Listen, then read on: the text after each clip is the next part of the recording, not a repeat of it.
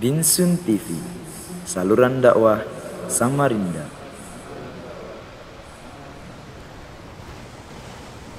Assalamualaikum warahmatullahi wabarakatuh.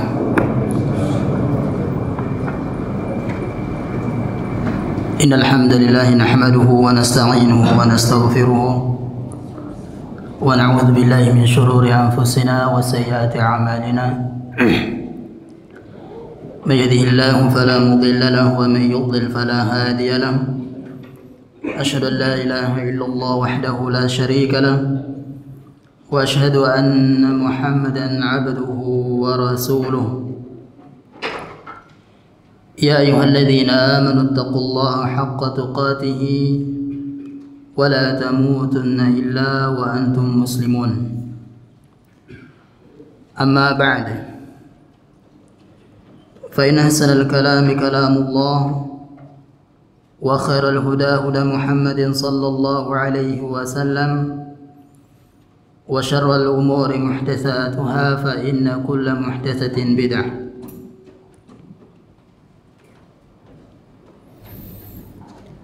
Para jemaah hadirin hadirat yang semoga dirahmati Allah tabaraka wa taala, syukur kita panjatkan kepada Allah Subhanahu wa taala yang telah kembali mempertemukan kita dalam majlis menuntut ilmu agama, mendengarkan,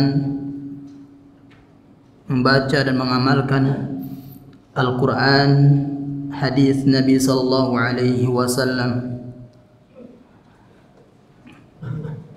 Dan nikmat ini jemaah masih ada pada diri kita, kembali untuk terus-menerus mensyukurinya.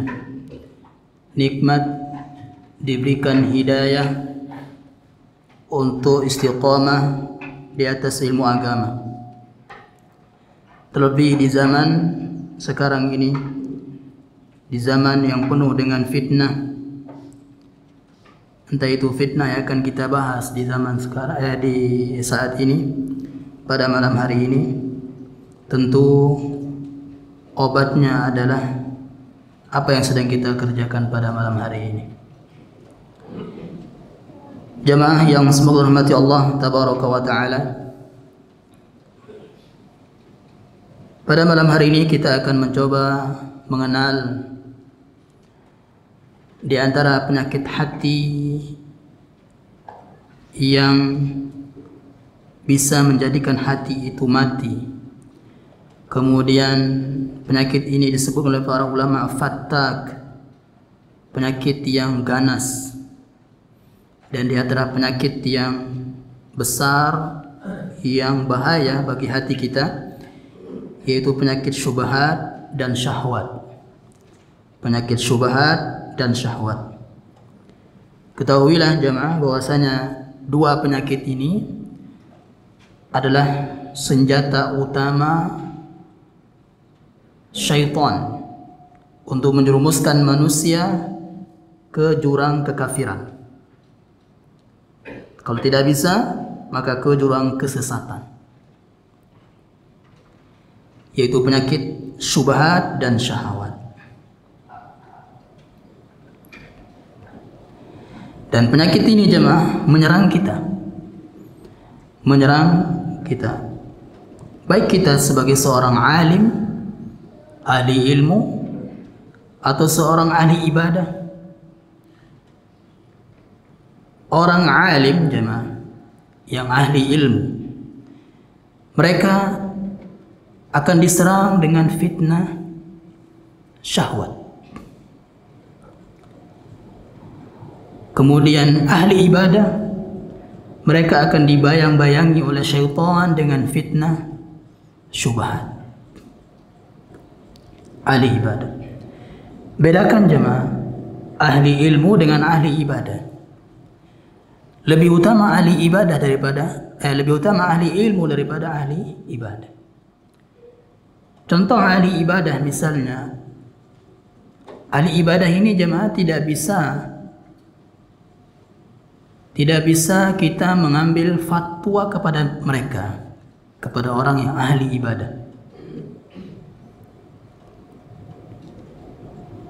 Di antara contohnya adalah Juraij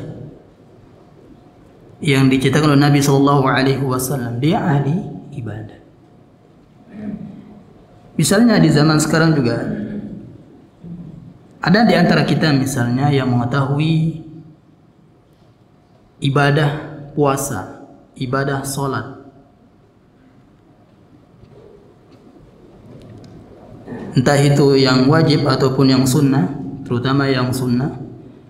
Kemudian dia istiqomah di ibadah tersebut, terus istiqomah, tapi dia tidak ahli ilmu, hanya gemar ibadah sunnah, yaitu puasa atau sholat tadi misalnya, terus istiqomah melakukannya. Ini ahli ibadah, ahli dalam ibadah tertentu. Sama seperti Juraij misalnya, dia ahli ibadah dalam ibadah tertentu, tapi dia tidak ahli ilmu. Makanya ketika dipanggil oleh ibunya, sedangkan dia dalam keadaan sholat sunnah, jemaah, dia nggak bisa membedakannya karena bukan ahli ilmu. Dia tidak bisa membedakan bahwasanya mendahulukan panggilan orang tua daripada sholat sunnah, karena bukan ahli ilmu, dia ahli ibadah. Nah, orang ahli ibadah seperti ini nggak bisa kita mengambil fatwa kepada mereka.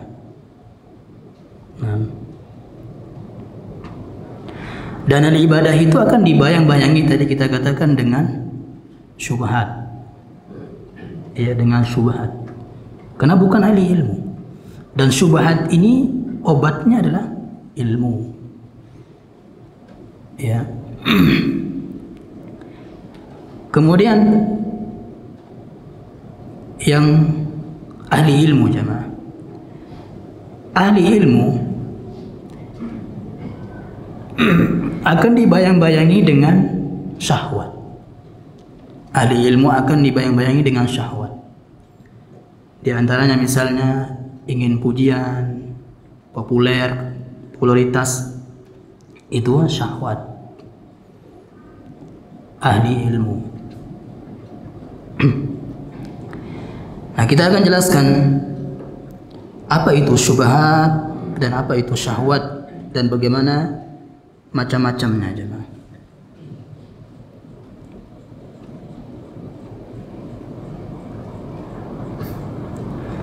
Nabi SAW telah mengkhawatirkan kepada diri kita semua, jamaah, kepada umatnya, akan dua penyakit ini, syubhat dan syahwat ini.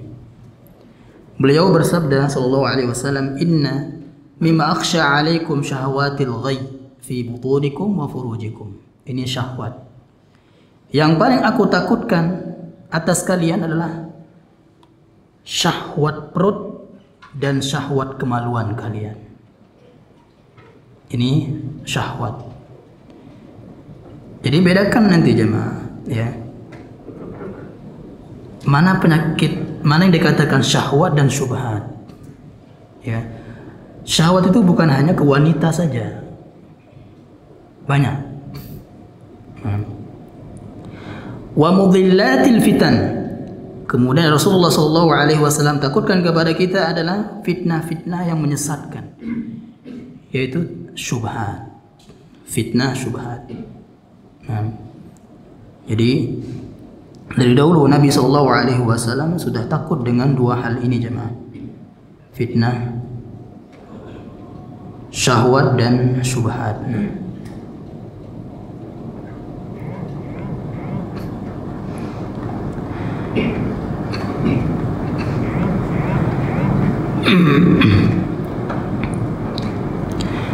Syubhat itu, jemaah, adalah keraguan, keraguan. Misalnya datang kepadanya sebuah statement, ya, sebuah statement, kemudian ragu ini batil atau kebenaran. Nah, ini namanya syubhat. Kemudian syubhat itu juga kemunafikan. Kemunafikan itu syubhat.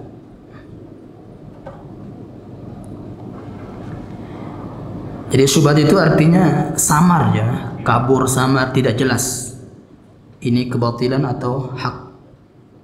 Nah, itu syubhat. Dalam hadis Nabi SAW, man waqa'a fi syubhat waqa'a fil haram. Siapa saja yang terjatuh dalam syubhat, maka dia sungguh jatuh dalam haram.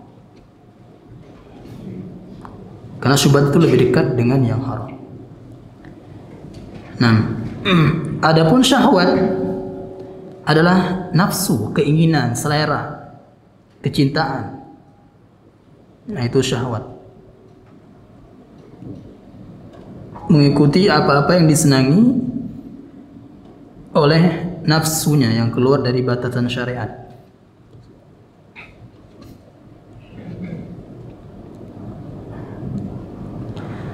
Nafsu itu tidak semua yang namanya nafsu itu jahat ya.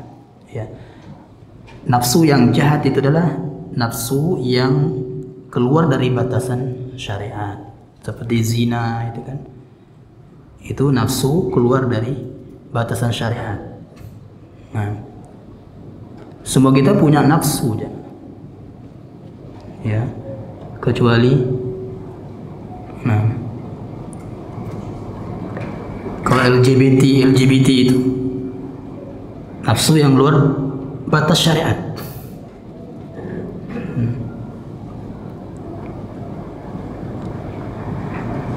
Nah, sekarang macam-macam jenis fitnah syubhat.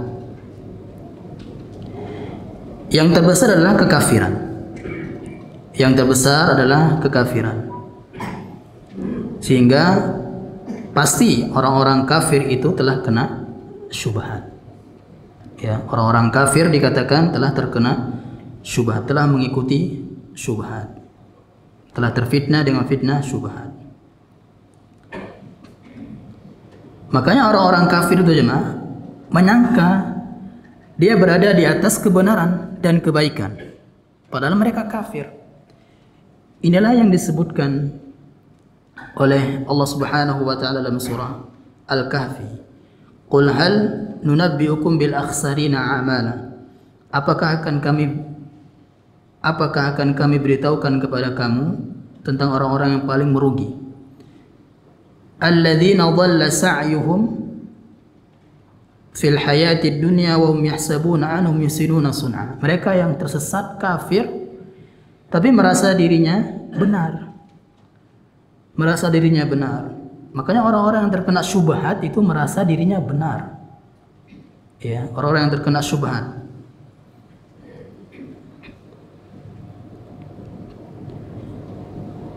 Oleh karena itu, jemaah, orang yang tidak mengikuti manhaj salaf, berarti dia telah terkena fitnah syubhat atau syahwat atau keduanya. Ya, langsung dua-duanya. Nah, bisa salah satunya atau langsung bisa dua-duanya. Kemudian juga fitnah syubhat di antara jenisnya adalah ini yang paling tidak kalah dahsyatnya jemaah, adalah kemunafikan. Ya, kemunafikan. Dalam surah Al-Baqarah, fi qulubihim maradun. Ini orang munafik disebutkan. Di hati-hati mereka ada penyakit munafik itu maksudnya. Ya, penyakit munafik. Lihat, orang-orang munafik juga merasa dirinya benar, jemaah. Wa idza qila lahum la tufsidu fil ardh. Kalau kalian katakan kepada mereka jangan merusak bumi. Merusak bumi itu dengan maksiat, jemaah. Ya, merusak laut, daratan itu dengan maksiat kepada Allah. Perusak yang paling besar adalah kesyirikan. Ya, jadi kesyirikan itu merusak bumi, daratan, ya, merusak daratan dan lautan. Qalu innama nahnu muslihun. Ini mereka merasa benar. Kami yang perbaiki kok. Ya, kami itu orang yang mengadakan perbaikan. Kami benar. Kenapa kami dikatakan merusak? Merusak bumi, ya, daratan dan lautan. Itu orang munafik. Ini orang-orang yang terkena syubhat tadi jemaah. Pasti mereka akan merasa benar. Makanya penyakit yang berbahaya. Ya, penyakit yang berbahaya. Kalau mereka nggak tahu obatnya jemaah, maka akan tetap berada dalam hati mereka penyakit syubhat ini. Dan ini harus kita takutkan jemaah, pada diri kita, istri kita, dan anak-anak kita. Ya, ini awal dari qu anfusakum wa ahlikum nara. Jagalah diri kalian, diri kita dulu jemaah. Diri kita dulu, kita jaga diri kita dengan ilmu, baru menjaga anak istri kita dengan ilmu juga. Ya, diri kita nggak bisa jaga, bagaimana mau jaga anak istri kita? Ya, wa ahlikum nara, api neraka. Yang bawa mereka ke api neraka apa jemaah? Syubhat dan syahwat. Nah, itu akhir dari orang yang mengikuti syubhat dan syahwatnya, neraka. Yang ketiga, fitnah syubhat juga di antara adalah fitnah bid'ah. Ya. Orang yang melakukan bid'ah itu adalah dia telah mengikuti fitnah syubhat, dia terkena fitnah syubhat. Ya. Dia ragu, ya. Ragu, ini orang yang mengucapkan kok seorang kiai kok masa salah. Nah, gitu. Ini dari turun temurun kok masa salah. Nah, merasa benar jemaah. Makanya ahlul bid'ah itu kan merasa benar, sulit untuk taubat. Makanya ahlul bid'ah itu sulit untuk taubat. Ini mengikuti hawa nafsu. Dan inilah yang menyebabkan terpecah belahnya umat Muhammad sallallahu alaihi wasallam jemaah. Nah, kemudian menjadi saling bermusuhan. Saling bermusuhan. Yang namanya fitnah syubhat ini luar biasa jemaah. Yang sunnah dikatakan bid'ah, yang bid'ah dikatakan sunnah, yang ma'ruf dikatakan mungkar, yang mungkar dikatakan ma'ruf. Pokoknya terbolak-balik. Ya, terbolak-balik.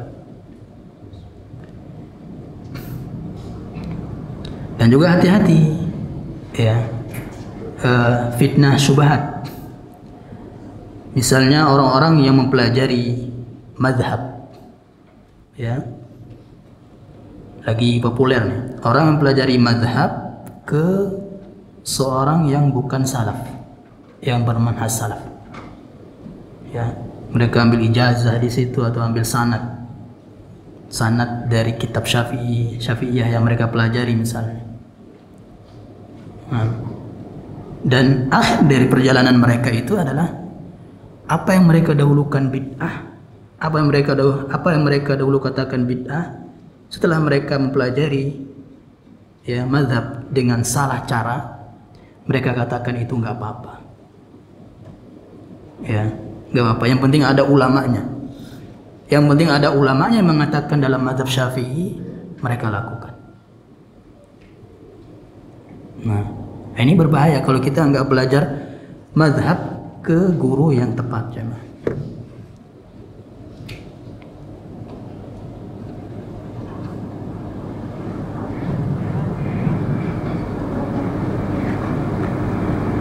Nah, itu jenis syubhat. Ya. Yang pertama tadi kekafiran, kemunafikan, kemudian kebid'ahan. Inilah syubhat. Jaga keluarga kita dari 3 syubhat ini jemaah.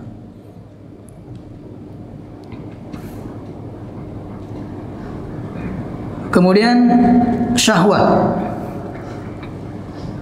Jenis-jenis penyakit atau jenis-jenis fitnah syahwat. Ya, fitnah syahwat. Fitnah syahwat ini jemaah sumbernya adalah kenikmatan kehidupan dunia. Syahwat. Ya, fitnah syahwat, kenikmatan kehidupan dunia.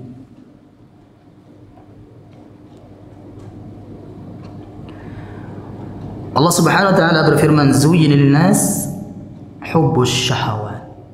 Zuyyina linnas hubbus syahawat. Manusia itu dijadikan indah ya, pada pandangan manusia, kecintaan kepada apa-apa yang diingini, minan nisa, dari wanita, wal banin, dari anak, wal qanatiril muqantarah, harta yang melimpah ruah, minadz dzahab, yang berjenis emas, perak, wal khairul musawwamah, kemudian binatang ternak dan sawah ladang. Nah, dzalika mataul hayatid dunya.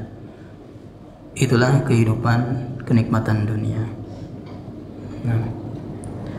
Nah, dari hadis ini jemaah, fitnah syahwat itu banyak jenisnya.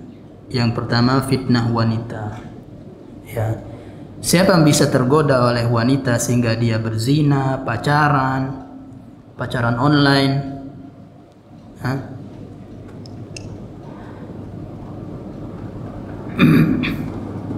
maka dia telah terkena fitnah syahwat. Ya. Dan fitnah syahwat ini bukan hanya pada fitnah wanita ini jamaah, bukan berlaku pada orang-orang yang jomblo aja, ya enggak. Yang udah nikah pun juga bisa terkena fitnah wanita lagi jamaah. Ya. Makanya banyak orang yang setelah dia mengenal dakwah salaf, omongannya poligami terus. Ya. Seolah-olah ilmu satu-satunya adalah poligami. Enggak jemaah. Ya, berat. Jangan menghayalkan kenikmatannya saja. Ya. Apa yang viral di Facebook atau apa yang mereka, yang orang-orang poligami itu, yang mereka sebarkan hanya kenikmatan mereka saja. Kita nggak tahu ya apa di dalam keluarga mereka itu, susahnya mereka kita nggak tahu. Mereka nggak sebar itu, mereka nggak jelaskan itu ya. Dan cara mengajak manusia untuk poligami tidak seperti itu ya. Terlihat mereka memviralkan istrinya saling ayunan dan seterusnya, itu salah ya, dengan niat agar orang-orang bisa mengikuti sunnah ini ya. Nah, ini fitnah wanita luar biasa ya. Terlebih di zaman medsos, di zaman sekarang ya.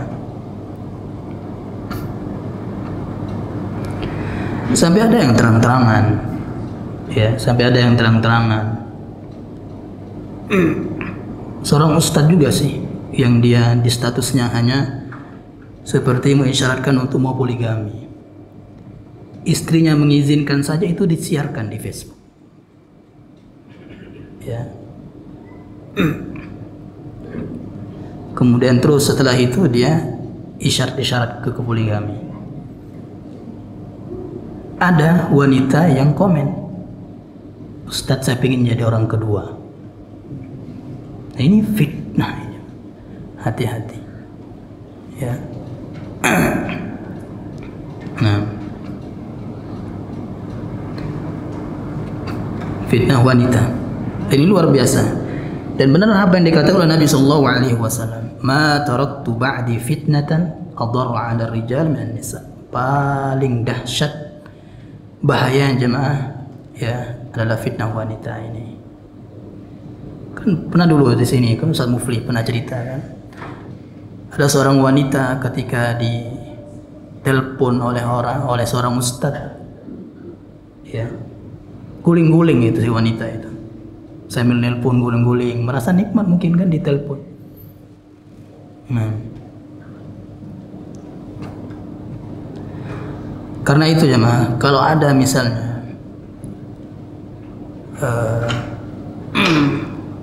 SMS atau japri masuk ke HP kita wanita ya, nomor wanita selain mahram kita aja, jawab langsung hapus ya, yang bukan mahram kita aja jawab langsung hapus nomornya. Ya, bahaya jemaah. Kalau kita simpan itu lama kelamaan, syaitan itu luar biasa. Langkahnya tidak cuma satu jemaah, menggoda kita, banyak langkah-langkah syaitan. Nah, kalau ditanya, misal kita ditanya, ada kajian nggak? Misalnya seorang wanita bertanya kepada si laki-laki yang bukan mahramnya, misalnya, jawab langsung hapus. Ya, jangan simpan namanya, apalagi simpan namanya ya kan, tulis namanya, fulana misalnya. Ya, hati-hatinya. Paling bahaya ini.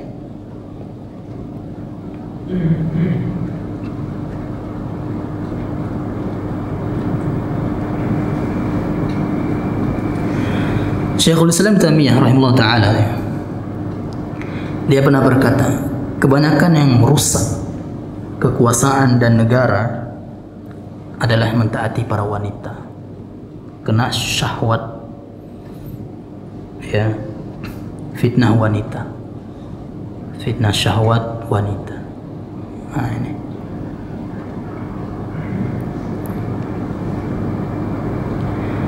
karena fitnah wanita ini jemaah akan memanggil fitnah atau kemaksiatan yang lainnya jemaah.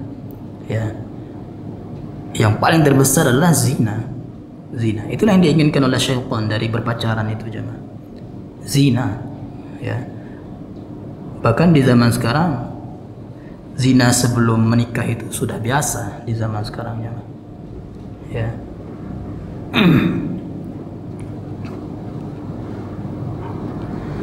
Misalnya banyak para pemuda atau orang tua yang menyimpan foto-foto wanita kekasihnya, ya, atau artis film, penyanyi dan lainnya, ya. Itu lama-lama akan sakit hatinya jemaah, bahkan mati dikuasai oleh bayang-bayangan wanita pujiannya atau pujaannya, ya. Maka benarlah apa yang dikatakan Nabi SAW di atas tadi jemaah, paling bahaya adalah fitnah wanita ini.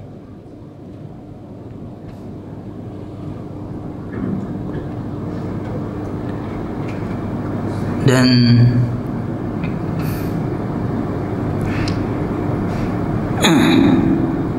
tidak layak jemaah untuk cari jodoh itu di Facebook jemaah. Ya. Misalnya saya mau nikah dengan saya, atau ini ada nikah, langsung jemaah datang ke orang tuanya, ya, kalau berani, atau lewat perantara. Nah, yang kedua fitnah anak, ya, fitnah anak. Ini juga fitnah, termasuk fitnah syahwat jemaah. Memperturutkan hawa nafsu anaknya, ya, saking cintanya dia kepada anaknya sehingga dia pelit untuk bersedekah, ya, padahal dia mampu misalnya. Karena cintanya kepada anaknya, apapun yang diinginkan anaknya walaupun itu maksiat, dia berikan saking cintanya. Ya, atau di zaman sekarang yang penting nggak nangis. Di zaman sekarang yang penting nggak nangis, orang tuanya oke main HP, penting nggak diganggu. Dibelikan HP anaknya juga, masih kecil, ya, masih kecil. Coba aja jemaah, tapi jangan dites ya. Anak kecil yang udah bisa duduk lah katakan, atau bisa merangkak, itu kalau dikasih HP itu suka sekali mereka jemaah. Kalau diambil nangis. Itu masih kecil. Ya, gimana di zaman sekarang?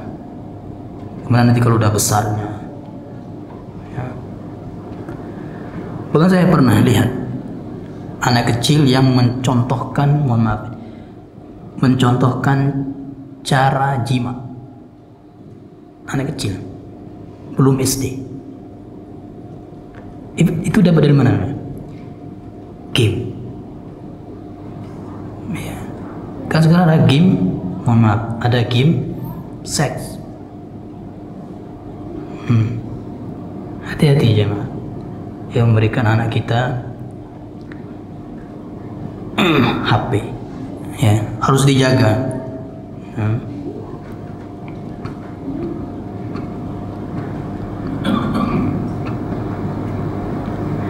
Dan sudah kita katakan dahulu,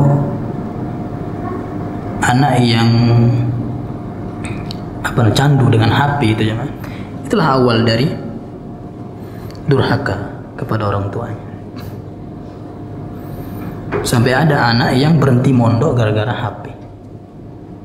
Ya, ketika anaknya liburan dikasih HP, kasihan kan anaknya liburan sekolah mondok gak pernah pegang HP. Kasihan anaknya, kasihan. Bahkan dibelikan PlayStation yang game itu. Ya, ada yang dibelikan seperti itu. Karena kasihan anaknya. Ketika udah mau masuk sekolah, gak mau anaknya. Ya, berhenti mondok gara-gara tadi itu. Jadi nggak semua nafsu anak itu diperturutkan ya.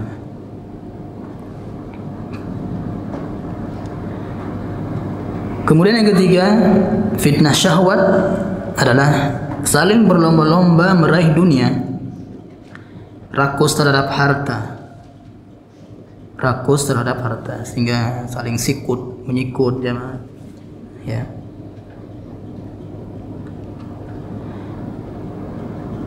Inilah yang membuat rasa iri itu ada pada hati kita, dengki, hasad, saling menjauhi antar sesama ya, gara-gara harta. Nabi SAW bersabda, tatanafasun, kalian akan berlomba-lomba rakus dengan harta. Tsumma tatahasadun, hasil dari kerakusan kita terhadap harta itu jemaah, kita akan diberikan penyakit saling hasad. Tsumma tatadabarun, saling menjauhi, tidak tegur sapa gara-gara harta.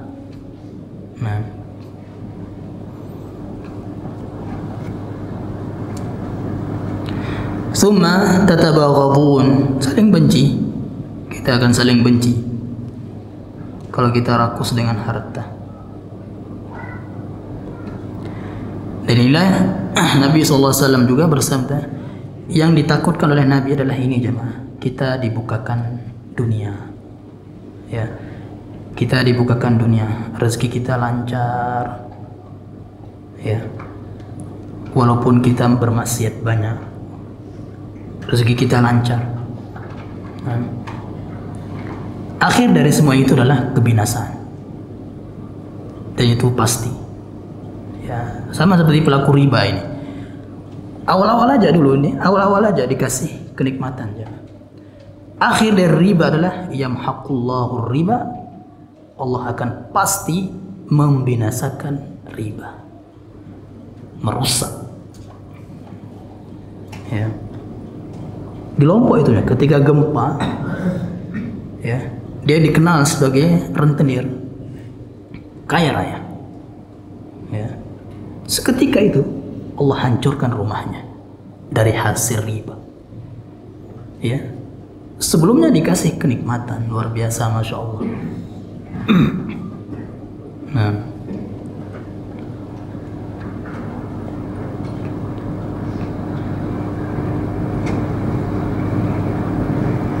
kemudian yang keempat, fitnah syahwat juga adalah tamak terhadap kemuliaan, kedudukan, kehormatan.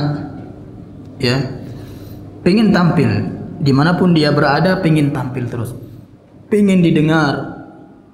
Ya, ini tamak, rakus dengan kedudukan. Seperti permisalkan oleh Nabi SAW, seperti serigala lapar yang dilepas. Nah,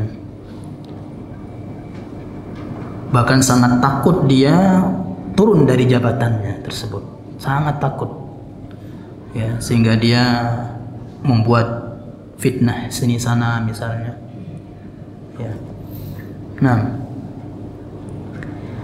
dan sekali lagi jemaah, obat dari semua ini adalah tadi ilmu agama, Al-Quran dan Sunnah, ya, ilmu agama yaitu Al-Quran dan Sunnah. Dari sini ayat tentang penyakit syahwat ini jemaah. Ya nisa'an nabi lastunna ka ahadin minan nisa. Wahai para istri Nabi, kalian itu tidak seperti wanita yang lainnya. In ittaqaitunna fala takhda'na bil qaul. Kalau kalian bertakwa, maka jangan memperlenggok-lenggokkan suara kalian, ya. Fa ma'alladzi fi qalbihi marad. Dikhawatirkan, ya, dengan suara kalian itu ada orang yang berpenyakit syahwat, ya, akan terkena fitnah syahwat. Ini suara saja jemaah. Suara saja orang bisa terfitnah, apalagi lekuk-lekuk tubuh yang diperlihatkan, ya, suara saja. Nah. Dan hukumnya haram itu jemaah. Haram hukumnya seorang wanita yang bercadar menjadi apa ya namanya itu? Bila orang beli bajunya misalnya, jadi apa?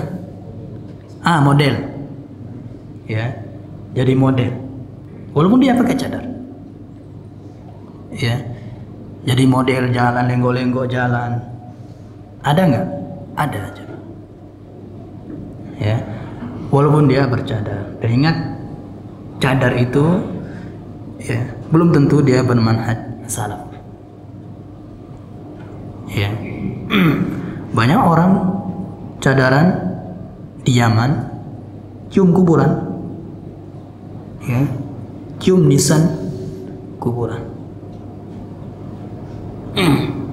mengalap berkah. Nah, itu hukumnya haram tadi. Wanita jadi model barang dagangannya yang dia dagang jual, ya. Dia jalan kiri kanan, maju belakang misalnya, maju mundur, ya. Nah.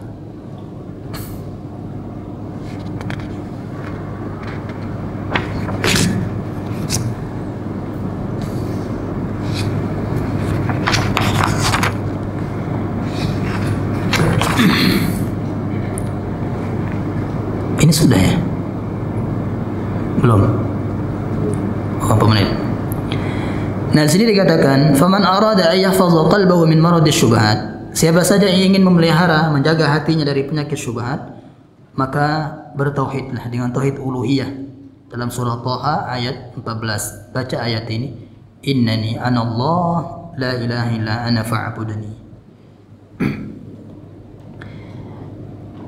Kemudian dengan tauhid rububiyah, dengan tauhid rububiyah. Dalam surah Al-Fatihah sudah ada jemaah. Alhamdulillahi Rabbil Alamin. Ya. Sering kita jelaskan, Rabb itu mengandung 3 sifat Allah, mengatur, menguasai, dan menciptakan. Ya, makanya diawali dengan Alhamdulillah. Ya, Alhamdulillah Allah telah menguasai saya, mengatur saya. Alhamdulillah Allah telah menciptakan saya. Makanya diawali dengan Alhamdulillahi Rabbil Alamin. Nah, itu maksudnya. Ya. Kemudian tauhid asma wa sifat. Maka baca firman Allah Subhanahu wa taala Thaha ayat 5. Ya. Kemudian ayat Asy-Syura ayat 11. Nah, ini tauhid jemaah, tauhid, ya. Dan tadi orang yang terkena fitnah syubhat pasti dia akan jauh dari mempelajari ilmu agama, dari kajian-kajian, ya, ilmiah, ilmu agama. Kena syubhat.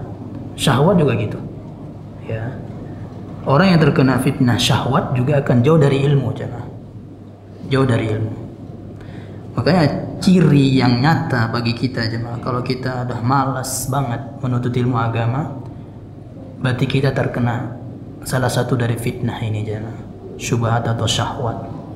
Ya, maka segera memperbaiki hati kita. Nah, dan jangan lupa untuk selalu berdoa, ya muqallibal qulub, tsabbit qalbi ala dinik, ya musarrifal qulub, sarrif qalbi ila ta'atik. Subhanallah bihamdik, asyhadu an la ilaha illa anta, astaghfiruka wa atubu ilaik. Insyaallah kita akan lanjut di pertemuan berikutnya. Assalamualaikum warahmatullahi wabarakatuh.